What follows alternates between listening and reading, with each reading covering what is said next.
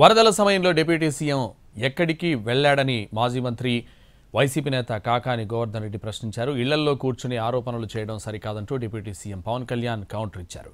YCP నేతలు సహాయ కార్యక్రమాల్లో పాల్గొనాలని, ఆ తర్వాతే ఆరోపణలు చేయాలన్నారు. పాపం మీ డిప్యూటీ సీఎం గారు ఎక్కడ పోయాడు తెలియదు, ఆయన పుట్టినరోజు వేడుకలో ఉన్నాడు, ఎక్కడున్నాడో తెలియదు. ఏదన్నా వస్తే ప్రతి దానికి స్పందించేటువంటి వాడు ఈరోజు దాని గురించి పట్టించుకోవడంలే, మాట్లాడడంలే. అదేమంటే చంద్రబాబు నాయుడు అనుభవించాడు, అన్నీ ఆయన చూసుకుంటాడని చెప్పి ఒక్క మాటతో సింగిల్ స్ట్రోక్ అన్నీ ఆయనే, అంతా ఆయనే అనేటువంటి విధానం. ఈరోజు మీరు చేసేటువంటి పనులు, మాట్లాడేటువంటి మాటలు, నెపాన్ని వేరే వాళ్ళ మీదకి నెట్టడం, మిమ్మల్ని జనాలు చీకొట్టడం లేదా?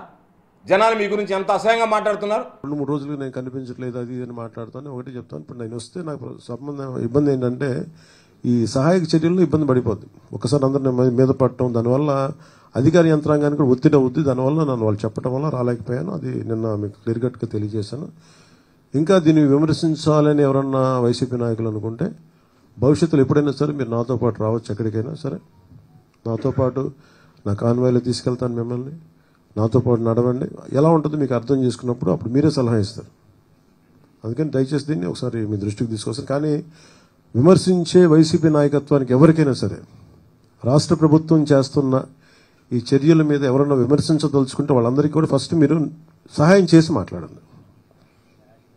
మీరు సహాయం చేసి మీరు బయటికి వచ్చి మీరు మాట్లాడి ఇళ్లలో కూర్చొని కాన్ఫరెన్స్లు పెడితే సరిపోదు. మీరు లోపలికి వచ్చి దిగండి.